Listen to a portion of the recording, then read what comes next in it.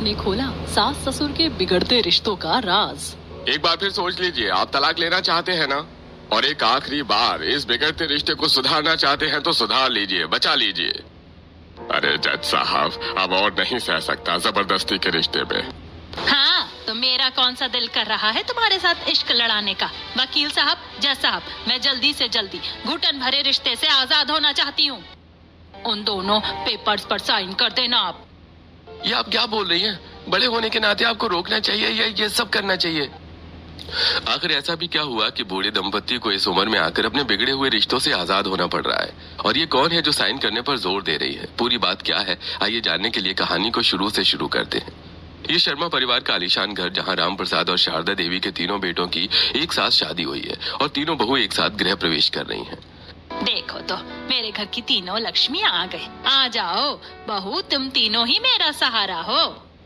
जैसे ही तीनों बहू कलश गिराती हैं, कुसुम बुआ हल्की मुस्कान के साथ राम प्रसाद के पास आकर धीरे से बोलती है, भैया देख रहे हो, भाभी ने अपनी बहुओं का बेटियों की तरह स्वागत तो किया, लेकिन ये बोलने की क्या जरूरत थी कि वो तीनों ही उनका सहारा। बताओ बहुएं क्या सोचेंगी कि आप तो जैसे हो ही नहीं।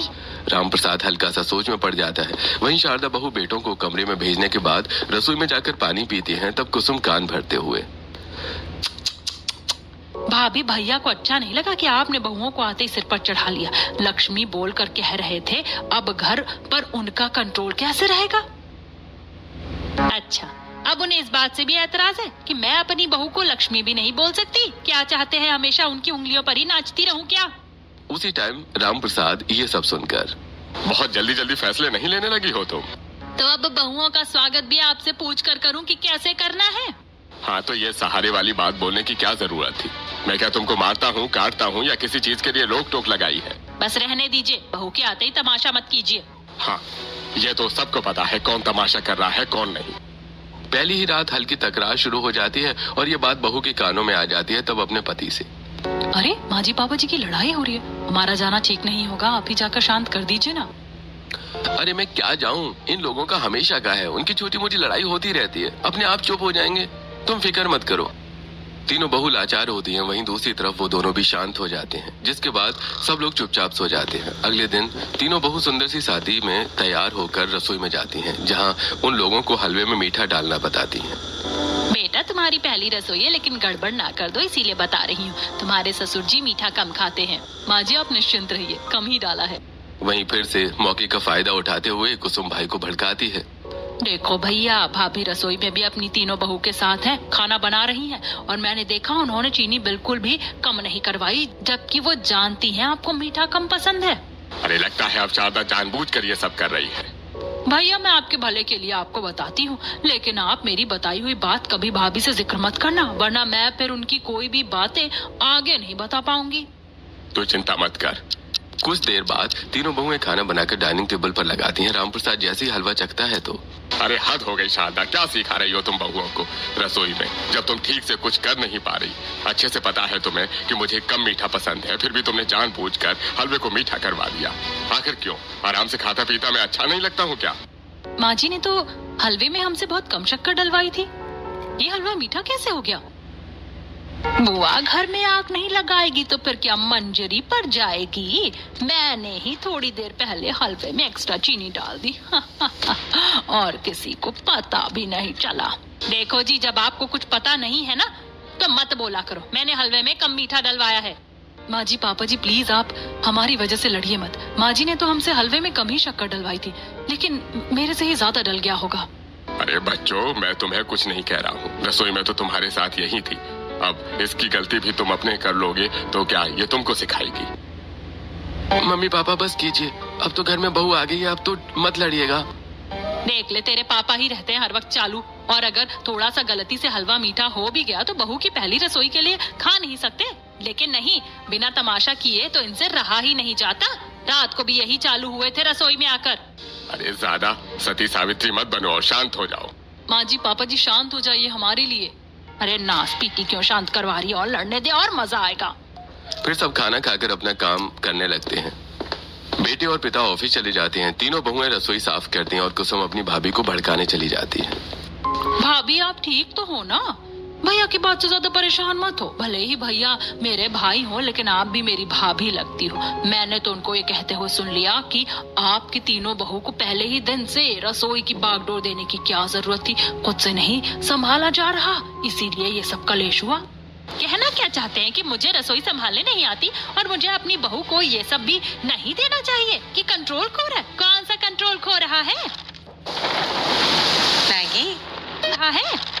3-4 दिन गुजरते हैं। एक शाम फिर रामप्रसाद नौकर से ना कहकर अपने लिए वेजिटेबल सूप बना रहा था और उसी टाइम शारदा को भी वेजिटेबल सूप पीने का मन होता है। पति बनाकर फ्रेश होने जाता है कि शारदा वेजिटेबल सूप लेकर पीने लगती है, तब पीते ही नौकर को, ए हरिदास, इस सूप के अंदर इतना नमक क्यों है? मैंने तुझे कहा था ना, बराबर मात्रा में नमक होना चाहिए। काली मिर्च से भी स्वाद भड़क जाता है। तुम्हें कुछ आता है कि नहीं आता? अरे वो मालकिन की सूप मैं नहीं बनाया, बड़े साहब ने बनाया है। अच्छा, तो इन्होंने जानबूझकर मेरे से पहली रसोई का बदला लेने के लिए सूप बनाया है ना, नमक तेज करके। अब बताती हूँ। शारदा रामप्रसाद के पास जाने ही वाली होती है कि रामप्रसाद रसोई में आकर कटोरी में सूप लेता है। इतने में, मुझे नहीं पता था कि तुम मुझसे बदला लेने के लिए सब करोगे, कि खुद ही वेजिटेबल सूप बनवाओगे। हाँ, तो बना नहीं सकता? तुम्हारी रसोई है क्या? मेरा भी घर है ये, और अब फिर से लड़ क्यों रही हो? क्योंकि तुमने जानबूझकर मेरे सूप में नमक डाल दिया। पहली बात तो ये तुम्हारा नहीं, मेरा सूप है। अच्छा, तो अब तुमने सूप पर भी कब्जा कर लिया। बात आगे बढ़ने से मेरा राज खुल जाएगा, मुझे बीच में कूदना ही होगा। अरे अरे भैया भाभी, घर में 3-3 बहुएं आ गई हैं, क्या सोचेंगी आपके बारे में? प्लीज लड़ना बंद कीजिए। कोई बात नहीं भैया, आप अपने कमरे में जाओ और सूप पी लो, और हरिदास तुम भाभी के लिए अलग से सूप बना दो। जी मालकिन। कुसुम शारदा भी अपने कमरे में चली जाती हैं और बहुएं, दीदी, अब तो माँ जी पापा जी बहुत ज्यादा लड़ने लगे हैं। उनके बीच लड़ाई को हमें प्यार में बदलना होगा और कुछ ऐसा करना होगा जिससे वो दोनों टाइम बिताएं, क्योंकि हम जब से आए हैं देख रहे हैं वो लड़ते ही हैं। तुम बिल्कुल ठीक कह रही हो। अब हमें ही माँ जी पापा जी के लिए कुछ करना होगा। ये भी बता रहे थे कि वो हमारी शादी से पहले भी लड़ते थे। हम ऐसा करते हैं, कल सुबह सबको मॉर्निंग वॉक पर ले चलते हैं। इसी बहाने मम्मी जी और पापा जी साथ भी रह लेंगे। हाँ, ये ठीक रहेगा। वहीं कुसुम अकेले कमरे में हंस रही थी। मेरा दिमाग भी कमाल का है। अच्छा हुआ जो मैंने पहले ही भैया की बात सुन ली थी। मूड बहुत ज्यादा खराब है। ऐसा करता हूँ, अपने लिए वेजिटेबल सूप बना लेता हूँ, यही सही रहेगा। ओहो भैया, वेजिटेबल सूप बना रहे हैं। चलो एक बार और उनके रिश्ते में लड़ाई की चिंगारी लगा देती हूँ। शारदा का मूड खराब था कुछ उसके पास आकर। क्या हुआ भाभी, परेशान हो? हाँ, मेरे को कुछ अच्छा नहीं लग रहा है, थोड़ी थोड़ी भूख भी लग रही है। अरे तो आप वेजिटेबल सूप पी लो, आपका मूड अच्छा हो जाएगा और हेल्दी भी होता है। ठीक है, मैं नौकर से बोल देती हूँ। शारदा हरिदास नौकर को बोलकर वेजिटेबल सूप बनाने को कह देती है, लेकिन कुसुम अलग से नौकर को बोल देती है, देखो भैया, वेजिटेबल सूप ही बना रहे हैं तो तुम रहने दो। जी ठीक है मालकिन। और फिर मैंने बात ही पलट दी। तीनों बहू बुआ के कमरे से गुजरती हैं तो उसे हंसता हुआ पाती हैं। यार, ये बुआ इतनी खुश क्यों है? माँ जी पापा जी लड़ रहे हैं और इनको देखकर कैसे अकेली बैठकर मुस्कुरा रही हैं? अरे अपना किसी बात पर हंस रही होंगी या किसी से बात कर रही होंगी कॉल पर। हमें क्या, चल हम चलते हैं। तीनों बहुएं खाना बनाकर हटाती हैं और फिर डस्टिंग वगैरह करती हैं। इतने में शाम की चाय का टाइम हो जाता है तो वो सास ससुर सबको चाय भी परोसती है। वाह बहू, चाय तो बहुत अच्छी बनाई है। ऐसी अदरक इलायची की चाय मुझे बहुत पसंद है। वैसे पहली रसोई पर मैं तुम तीनों को कुछ दे नहीं पाया था। लो, ये लो, आज मेरी तरफ से शगुन। तीनों बहू की ससुर की तरफ से चांदी की पायल मिलती है, जिसे देखकर शुक्रिया पापा जी, ये तो बहुत अच्छी पायल है। थैंक यू पापा जी। वो कल सुबह ना हम सब नाश्ता करने के बाद मॉर्निंग वॉक पर जाए, खिली खिली धूप में कुछ देर रह लेंगे और एक्सरसाइज भी हो जाएगी। चलोगे ना आप सब? माँ जी बुआ जी प्लीज। ठीक है, मेरी बहू कुछ कह रही है तो मैं इनकार कर दूं, ऐसा हो सकता है क्या? ठीक है, हम सब चलेंगे। हाँ बेटा, मैं भी चलूंगा। और मैं भी चलूंगी। अगले दिन घर के सभी लोग चाय नाश्ता करके पास के पार्क में मॉर्निंग वॉक के लिए चले जाते हैं। सबने ट्रैक सूट पहना होता है। पहले तो सब धीरे धीरे दौड़ रहे होते हैं, फिर एक जगह बैठकर पानी पीते हैं, फिर एक्सरसाइज करने लग जाते हैं। एक्सरसाइज के चलते नेहा सास को धक्का दे देती है और पैर फिसलने पर ससुर पकड़ लेता है। मेरा पैर। अरे तुम ठीक तो हो? अगर नहीं हो तो बैठ जाओ। नहीं, मैं ठीक हूँ। चलो, शुक्र है आज भी नहीं मेरी थोड़ी बहुत चिंता है। वाह दीदी, आपका प्लान तो काम कर गया। ये लोग बुढ़ापे के दौर में जवानी के पलों में चले गए तो मेरा तो बना बनाया प्लान चौपट हो जाएगा। अरे भाभी, आप ठीक हो ना? चलो एक्सरसाइज कर लो, ये सेहत के लिए अच्छा रहता है। हाँ हाँ, कर रही हूँ। 1 2 3 4 1 2 3 4 1 2 3 4 1 2 3 4। अरे वैसे यहाँ आकर एक्सरसाइज करने में मजा आ रहा है। सुबह सुबह चिड़ियों के चहचहाने की आवाज सुना और ये सब करना बहुत पॉजिटिव वाइब मिलती है। 1 2 3 4 1 2 3 4। जतिन जी, हम यहाँ पर सबको ले आए ताकि पूरा परिवार एक साथ थोड़ा टाइम बिताए। 1 2 3 4 1 2 3 4। उसी वक्त सास का हाथ ससुर को लग जाता है, जिससे वो लड़ने लगता है। अरे इतनी सारी जगह है, यहीं कहीं होकर करना है, हैं? ये मेरे ऊपर लग गई, थोड़ा उधर नहीं हो सकती हो तुम? मैं क्यों हो जाऊं? तुम्हारे पास भी तो जगह है, तुम भी तो उधर जा सकते थे, पर क्यों नहीं गए? मेरे इधर तो बहुएं भी हैं। ये बोलो ना, लड़ाई करने का बहाना तुम्हें चाहिए, तुम्हारे साथ आना ही नहीं चाहिए। हाँ तो मेरा कौन सा दिल तरस रहा है तुम्हारे साथ एक्सरसाइज करने का? सुबह सुबह दिमाग खराब करती हो, बस लड़ना ही आता है। मुझे नहीं, तुम्हें लड़ना आता है। अरे मम्मी पापा शांत हो जाओ, सब लोग देख रहे हैं। हाँ माँ जी, पापा जी, कम से कम यहाँ तो मत लड़िए। दीदी, हमारा प्लान तो उल्टा हो गया, कुछ और तरकीब निकालनी होगी। अरे कविता बहू, तुम किस चीज की तरकीब निकालने की बात कर रही हो? अब वो हम ये बोल रहे थे कि माँ जी पापा जी हमेशा हर जगह लड़ते हैं, तो अब से हम अकेले ही मॉर्निंग वॉक कर लेंगे। अच्छा ठीक है बेटा, तुम बड़े लोगों के बीच में मत आओ, वरना इनका रिश्ता और उलझ सकता है। जी बुआ जी, लेकिन आप तो बड़े हैं, आप तो माँ जी पापा जी को समझा सकती हैं। वो क्या है ना बेटा, मैं भी समझा समझा कर थक गई हूँ, इसीलिए बोलना छोड़ दिया है। फिर बहू के पग फेरे की रस्म आती है। अगले दिन सास। जाओ बेटी, 2 दिन मायके हो आप।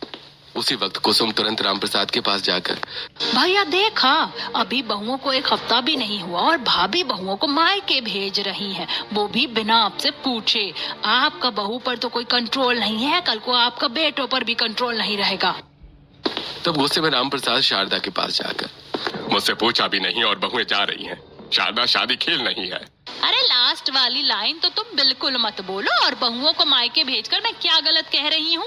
बेटियां मायके नहीं जाएंगी, और इसमें तुमसे क्या पूछूं? रस्म है तो रस्म तो निभानी पड़ेगी। तुम्हें अब मेरी राय की जरूरत ही नहीं है। हाँ नहीं है। छोटी सी बात बहस में बदल जाती है। दोनों काफी ज्यादा लड़ने लगते हैं। तीनों बहुएं डर जाती हैं। मम्मी पापा, हमारी वजह से मत लड़िए, कोई बात नहीं, हम अपने घर नहीं जा रहे, यहीं रहेंगे। अरे मेरे बच्चों, मेरे कहने का ये मतलब बिल्कुल नहीं है कि तुम मायके मत जाओ। मैं तो तुम्हारी सास से बात कर रहा था, आजकल अपने मन की करती है।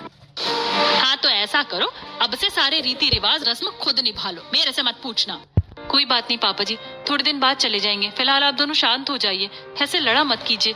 आपको देखकर ही तो अपना रिश्ता संवारेंगे ना हम आखिर। बच्चों, मैंने तुमको समझाया है ना, पति पत्नी के मामूली झगड़े में बच्चे टांग नहीं अड़ाते। ये सब क्या है? ये डिवोर्स के पेपर्स है, मेरे पैसे कहाँ हैं? मैम मैंने कोई आते। तीनों बहुएं बुआ की आंखों की अजीब कश्मकश को साफ समझ जाती हैं, क्योंकि उसकी आंखों में संतोष साफ झलक रहा था। बहुएं गाड़ी में बैठकर अपने पग फेरे की रस्म के लिए चली जाती हैं। दीदी, तुमने कुछ नोटिस किया? हम जब मम्मी पापा जी की लड़ाई को शांत करवाते, उसी टाइम बुआ जी हमें चुप करवा देती है। हाँ, जबकि ये बात उनको समझानी चाहिए, हमें नहीं। कुछ तो गड़बड़ है, हमें नजर रखनी होगी। हाँ बिल्कुल, अपने मायके से वापस ससुराल जाकर हमें यही करना होगा। तीनों बहू अपने अपने मायके पहुंच जाती हैं। अपने मायके में माँ के हाथ का खाना खाती हैं, खुश रहती हैं और 2 दिन बाद फिर वापस ससुराल आ जाती हैं। एक दिन ससुर गार्डन में बैठा हुआ था और सास छत पर बैठी थी। कुसुम बुआ सास के फोन से ससुर को मैसेज भेज देती हैं। अब तुमसे बात करने का मन नहीं करता। तभी ससुर मैसेज देखकर, पहले तो शारदा ऐसी बिल्कुल नहीं थी, अब घर में बैठकर मैसेज पर भी लड़ाई करना चाहती है। जो भेज रही है, अगर मेरे से बात करने का मन नहीं है तो मैसेज भी नहीं करे। क्या हुआ पापा जी, आप चाय छोड़कर फोन में क्यों देख रहे हैं? कुछ नहीं बहू, फोन पर कुछ आया था, इग्नोर कर दिया। भाभी, बहुत धूप लग रही है छत पर, मैं अपने लिए नीचे से ठंडी लस्सी लेकर आती हूँ, आपको चाहिए? नहीं, मुझे नहीं चाहिए। और तुम भी एकदम से मत पीना, वरना सर्द गर्म हो जाएगा। ठीक है भाभी। बहाना मारकर कुसुम भाई के बगल में आकर बैठ जाती है, जहाँ पहले से ही कविता भी थी। उसी वक्त कविता जानबूझकर पूजा को सास के पास भेज देती है। सुनो भाई, जरा अपना फोन दिखाना, घर का वाईफाई काम नहीं कर रहा, तुम्हारे फोन से नेट चाहिए। हाँ ठीक है, ले ले। सब कुसुम होशियारी के साथ अपने भाई के फोन से भाभी को मैसेज करती है। तुम हमेशा झगड़ा करती हो। जब ये मैसेज शारदा पढ़ती है, क्या हुआ माँ जी, किसके मैसेज के झगड़े वाली बात कर रही हैं आप? कुछ नहीं बहू, तुम्हारे पापा जी को बस लड़ने का बहाना चाहिए तो वही मैसेज कर रहे हैं, लेकिन इस बार मैं अभी जवाब नहीं दूंगी। तब रसोई में रोटी बनाते हुए पूजा, कविता दीदी, तुम तो पापा जी के पास ही बैठी थी, क्या पापा जी मम्मी जी को मैसेज कर रहे थे? नहीं तो, बल्कि उनके फोन पर एक मैसेज आया था जिन्हें देखकर उनका मूड खराब हो गया और उन्होंने इग्नोर कर दिया। मेरे सामने तो उन्होंने कोई फोन चलाया ही नहीं। अच्छा, तो फिर माँ जी को मैसेज किसने किया? माँ जी बोल रही थी कि पापा जी लड़ रहे हैं मैसेज करके, लेकिन जब उन्होंने फोन छुआ ही नहीं तो ये सब कौन कर रहा है? अब समझी, मैं उस टाइम बुआ जी ने ही किसी बहाने से पापा जी का फोन लिया और लगता है माँ जी को मैसेज कर दिया। कहीं वही तो उनके रिश्ते को बिगाड़ नहीं रही है? कविता, पूजा इस बात के नतीजे पर पहुंचने से पहले हमें सबूत इकट्ठे करने होंगे। अगर ये बात सच नहीं हुई तो खामखा तनाव और बढ़ जाएगा। लेकिन दीदी, अगर सचमुच में बुआ जी ही ये सब कर रही हैं तो हमें फिर तहकीकात करनी पड़ेगी। हाँ, और इस बात का हम किसी से जिक्र भी नहीं करेंगे, अपने पति से भी नहीं। कुसुम की इस चाल से सास ससुर दोनों के बीच गलतफहमी बढ़ जाती है। वो आपस में बहुत लड़ते हैं। इतने पर फिर कुसुम कान भरती है। भाभी, भैया आजकल आपसे इस तरीके से बात करते मुझे बिल्कुल अच्छा नहीं लगता। मैंने तो पहले ही कहा था, भैया अब आपको समझते ही नहीं। नहीं समझते तो कोई बात नहीं, मुझे भी उनसे अब कोई उम्मीद नहीं है। उन्होंने तो बहू के सामने भी नहीं छोड़ा। मैं आपके लिए पानी लेकर आती हूँ। पानी के बहाने कुसुम भाभी के पास से जाकर पानी का गिलास अपने भाई राम प्रसाद को देती है। हेलो भैया, पानी पी लो। किसी को आपकी चिंता हो या ना हो, लेकिन मुझे आपकी चिंता है। मैंने कहा था अभी भाभी से कि भैया को पानी देने चले जाओ और अकेले में बात कर लो, तो पता क्या बोली? क्या बोली अब वो? बोली कि जहाँ मेरा आत्मसम्मान नहीं है उस इंसान से अब मुझे कोई बात नहीं करनी। भाभी तो सच में अब आपको इज्जत भी नहीं देती। कल को बहू के सामने आपको कुछ सुना दिया तो कितनी शर्मिंदा वाली बात होगी। ऐसा कुछ होगा तो मैं भी पीछे नहीं रहूंगा कुसुम, मुझे भी जवाब देना आता है। तीनों बहुएं बुआ को ससुर की कान भरता हुआ देख लेती हैं। फिर तीनों बहू कमरे का दरवाजा बंद करके अंदर बात करती हैं। कुछ तो गड़बड़ है। हर झगड़े से पहले बुआ ही क्यों दिखती हैं? और हर बार दोनों को अलग अलग बातें कौन बता रहा है, जैसे मैसेज वाली। मेरा तो बुआ पर ही शक जा रहा है। हमें सच्चाई पता करनी होगी, वरना ये घर कभी खुश नहीं रहेगा।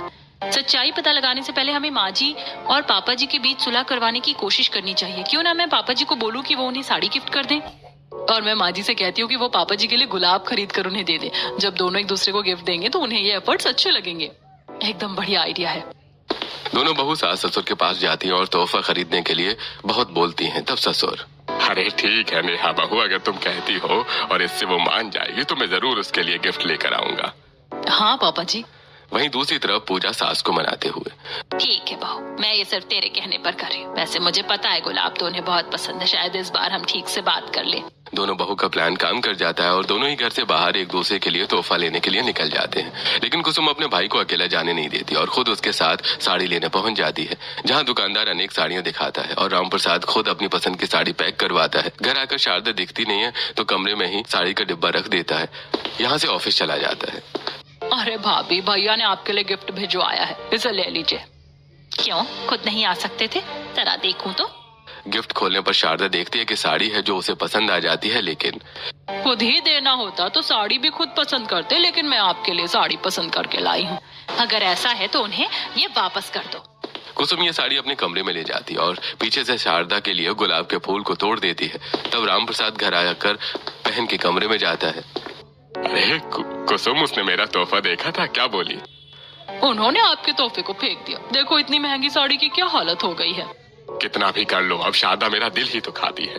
राम प्रसाद अपने कमरे में आराम करने जाता है तो गुलाब के टूटे हुए पंखुड़ी को देखकर शारदा के तकिए की तरफ रख देता है और छत पर बैठ जाता है। इतने में जब रसोई से शारदा आती है तो उसे गलतफहमी हो जाती है।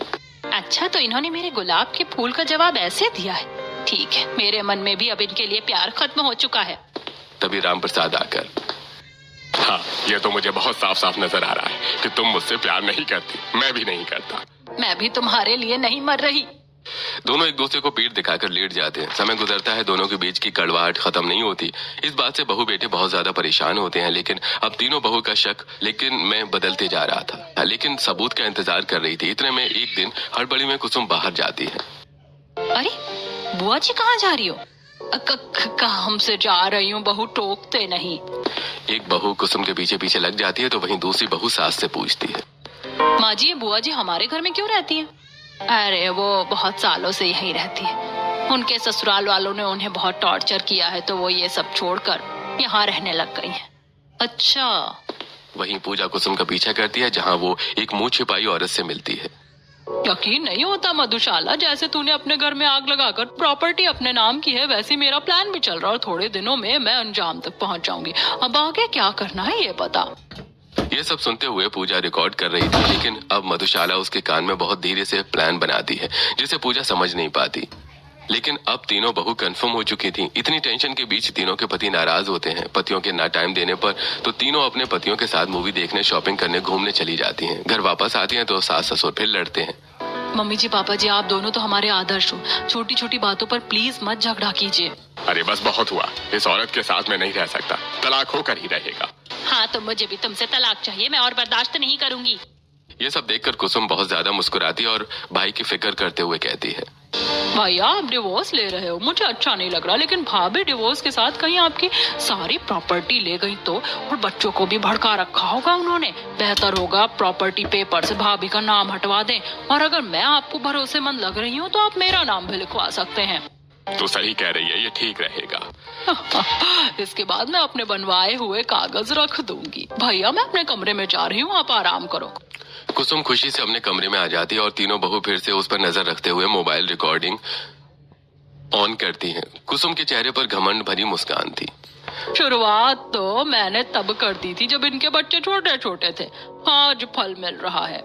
घर में छोटे छोटे बच्चे खेल रहे हैं। शारदा गली के बाहर खड़ी होकर सब्जी ले रही थी कि नया पड़ोसी आते गाड़ियों से साइड करके बचाता है।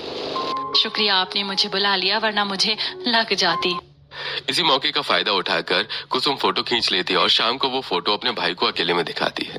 भैया कुछ कहूँ तो बुरा तो नहीं मानोगे, ये देखिए भाभी को आज मैंने रंगे हाथों पकड़ा। वो इस नए पड़ोसी के साथ बहुत हंस रही थी, वो गिरी थी तो ये छू कर बचाया भी। लेकिन मेरी कसम आपको, आप भाभी से मेरा नाम लेकर कुछ नहीं कहेंगे। अगर उनका प्यार सच्चा होगा तो वो खुद आपको बता देंगी। यकीन नहीं होता मेरे पीठ पीछे शारदा ऐसा भी कर सकती है। ठीक है कुसुम, मैं उसको नहीं बोलूंगा, इंतजार करूंगा। ये सुनकर रामप्रसाद के दिल में दर्द होता है, लेकिन कसम की वजह से शारदा का इंतजार करता है, मगर वो कुछ नहीं रहती। वहीं थोड़े दिन में कुसुम अपनी भाभी के भी कान भर देती है। भाभी आपसे एक बात कहूँ, भैया अब आपको पहले जैसा प्यार नहीं करते। कल मैंने भैया को कहते सुना था वो बस खाली घर की जिम्मेदारी निभा रहे, उनके दिल से आप उतर चुकी हो। क्या पर क्यों, मैं उनसे बात करती हूँ। प्लीज भाभी, आपको मेरी कसम, आप उन्हें मत बताना कि मैं आपको उनकी अकेले की बात बता दी हूँ, वरना गुस्सा करेंगे। ठीक है। कुसुम ने दोनों के बीच में शक का बीज बो दिया, जिससे अब गलतफहमी होने वाली छोटी मोटी लड़ाई होने लग गई। एक फोटो और 2 कस्में, बस वही दिन था जब इनके रिश्ते में दरार पड़ गई। फिर तो मैंने हर साल थोड़ा थोड़ा जहर घोला और अब सारी प्रॉपर्टी मेरी होने वाली है। छी, बुआ अपने ही भैया भाभी के साथ ऐसा कर सकती है, मैं तो सोच भी नहीं सकती। हमें माँ जी पापा जी को रोकना होगा, अब यही रिकॉर्डिंग उनके सामने आएगी। घर के माहौल को देखकर तीनों बहू दोनों से बात नहीं कर पाती हैं। ऊपर से हमेशा कुसुम साथ रहती है। 2 दिन में प्रॉपर्टी कागज भी घर आ जाते हैं और दोनों डिवोर्स फाइल करने कोर्ट में पहुंच जाते हैं। तब बहुएं, माँ जी पापा जी प्लीज, आप अलग हो जाएंगे तो हम तीनों बच्चों को कौन संभालेगा। प्लीज माँ जी पापा जी, ये अनर्थ मत होने दीजिए, हमें आपको कुछ बताना है। अब बहू मैं कुछ भी सुनने समझने की हालत में नहीं हूँ। तुम्हारी माँ जी ने 25 साल पहले की बात मुझे आज तक नहीं बताई। अगर किसी को चाहती ही थी तो पहले ही बता देती। कौन से 25 साल पहले की बात, मैं किसी को नहीं चाहती, चाहते तो तुम होगे। जब ही तुम्हारा मुझ पर से प्यार खत्म हो गया और तुमने कहा कि तुम्हारे दिल से मैं उतर गई हूँ, सिर्फ जिम्मेदारी निभा रहे हो। मैंने ऐसा कुछ भी नहीं कहा, तुमसे बहुत प्यार किया है, झूठ मत बोलो अपनी गलती छुपाने के लिए। प्लीज आप दोनों अब यहाँ पर मत लड़ो, अब जो होने वाला है उस पर ही फोकस करो। बस कीजिए बुआ जी, शर्म नहीं आती आपको मम्मी पापा के बीच लड़ाई लगवाते हुए। सही कहते हैं, आप जैसी औरतें घर में सिर्फ आग लगा सकती हैं। बहू ये क्या बकवास कर रही हो तुम? अरे आप लड़ाई करना बंद कीजिए और ये रहे डिवोर्स पेपर साइन कर दीजिए। अगर अपना बिगड़ा रिश्ता बचाना चाहते हैं तो देख लीजिए। दोनों इनकार कर देते हैं। तीनों बेटे परेशान थे। प्लीज माँ जी बात सुन लीजिए, हम आपको कुछ दिखाना चाहते हैं। अब कुछ नहीं सुनना बहू। दोनों साइन करने जा ही रहे थे कि नेहा वीडियो रिकॉर्ड स्टार्ट कर देती है, जिसे सुनते ही रामप्रसाद और शारदा दंग रह जाते हैं। 1 फोटो और 2 कस्में, उसी दिन इनके रिश्ते में दरार डाल दी थी। अब डिवोर्स होगा और प्रॉपर्टी मेरी। घर वाले कोर्ट रूम में जज और बाकी के लोग भी हैरान थे। सब कुसुम को घूर रहे होते हैं। कुसुम ये क्या है, तूने मेरी बहन होकर घर में इतनी साजिश, और वो भी हम दोनों को डिवोर्स करने के लिए। और ये सब 25 साल की लड़ाइयाँ सब तुम्हारा खेल था। तुम्हें शर्म नहीं आती कुसुम? तुम हम दोनों के बीच आ गई, वो भी सिर्फ प्रॉपर्टी को लेकर। इतना जहर तो किसी नागिन में भी नहीं होता होगा जितना तुम्हारे मन में है। और यहाँ पर भी प्रॉपर्टी के कागज पर साइन करवाने में बिल्कुल नहीं हिचकिचाई। नहीं टर्न तो तब है जब नई जॉब पे नई गड्डी में जाएगी। पेट्रोल लो या ईवी? नहीं पूछ लेने नहीं भाभी भैया, ये तो क्या बोलोगी बुआ कि ये सब झूठ है? हमने खुद आपको फोन पर बातें करते सुना था और उस औरत को भी देख लिया जिससे आप ये सब प्लानिंग करवा रही हैं। उसकी रिकॉर्डिंग भी है पापा जी हम पर, ये देखिए। दूसरी रिकॉर्डिंग देखकर रामप्रसाद टूट जाता है और कुर्सी पर बैठ जाता है। इस बेशरम की वजह से मैं अपनी ही पत्नी से अलग होने जा रहा था। उसे पत्नी से जिसके साथ मैंने 30 साल पहले लव मैरिज की थी, और सब कुछ उस इंसान को देने वाला था जिसने हमें अलग किया। हमने एक दूसरे से सवाल नहीं किया और अपनी ही बहन की बातों पर भरोसा किया, और तुमने ऐसा फायदा उठाया कुसुम। छी, आप हमारी मम्मी पापा को अलग करवाना चाहते थे। अब से हमारे घर पर रहने की और आने की कोई जरूरत नहीं है। बच्चे, तुम गलत समझ रहे हो। अपनी बीवियों की बात मत सुनो, ये तो चाहती है मैं घर से निकल जाऊं। तभी शारदा एक चांटा मारती है। रामप्रसाद खड़े होते हैं, डिवोर्स और प्रॉपर्टी के कागज फाड़ देता है। वकील साहब, मैं ये डिवोर्स कैंसिल करना चाहता हूँ और ये प्रॉपर्टी के पेपर फाड़ दिए। और कुसुम, तू हमारे पूरे परिवार का तेरे से अब कोई रिश्ता नहीं है। तूने सिर्फ हमारा घर नहीं, हमारे बच्चों का भविष्य भी दांव पर लगाया है। तूने हमसे हमारे 25 साल छीन लिए। कुसुम, मैं तुझे कभी माफ नहीं करूंगी। तेरी कभी शक्ल भी नहीं देखनी। अरे चुड़ैल भी 7 घर छोड़कर टाका डाल दिया, लेकिन तूने तो अपने घर में ही ऐसा कर दिया। हो सके तो भैया भाभी मुझे माफ कर दीजिए। तेरी इस हरकत की कोई माफी भी हो सकती है? बिल्कुल नहीं। दफा हो जा यहाँ से। कुसुम सिर झुकाकर निकल जाती है। शारदा रामप्रसाद एक दूसरे को गले लगाते हैं। अजी, क्या हम फिर से शुरुआत कर सकते हैं? रामप्रसाद उसका हाथ थाम लेते हैं। हाँ, इस बार बिना कसमों के सिर्फ भरोसे के साथ तुम्हारा हाथ थाम रहा हूँ। क्यों? तुम तीनों ने हमारी मम्मी पापा को अलग होने से बचा लिया। बचाना तो था ही जी, क्योंकि हमें धीरे धीरे बुआ पर शक हो गया था। तो मम्मी जी पापा जी के बिगड़ते रिश्तों का राज तो खोलना ही था। अगर आज सच सामने ना आता तो ये घर टूट जाता।